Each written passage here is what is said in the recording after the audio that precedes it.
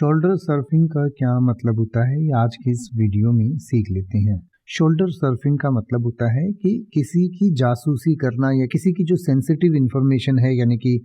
जो किसी चीज़ का पासवर्ड है या किसी चीज़ का पिन है या कोई प्राइवेट डेटा, जब आप किसी को कोई चीज़ एक्सेस करते हुए देखकर उससे चुरा लेते हैं तो उसको शोल्डर सर्फिंग कहा जाता है। यानी कि मान लीजिए आप एटीएम में जाते हैं और एटीएम में आप अपना पिन डालते हैं तो आपका पिन पीछे खड़ा कोई व्यक्ति देख लेता है और याद कर लेता है और फिर उसका कुछ गलत इस्तेमाल करने की कोशिश करता है, तो उसको शोल्डर सर्फिंग कहा जाता है। यानी कि shoulder surfing is a term used to describe the act of spying on someone's sensitive और कॉन्फिडेंशियल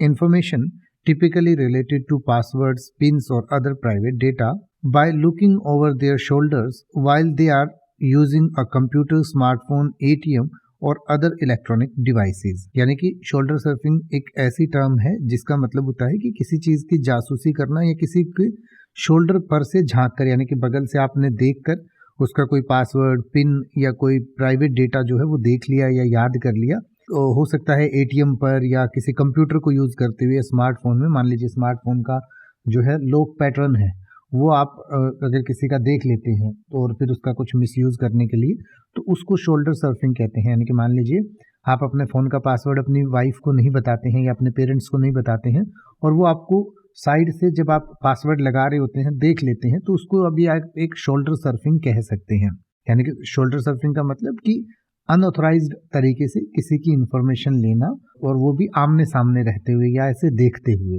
यानी कि जैसे एटीएम में पिन डालते हुए किसी को देख लिया या आपने मोबाइल में या ईमेल में पासवर्ड डालते हुए देख लिया, तो इस तरीके की जो ये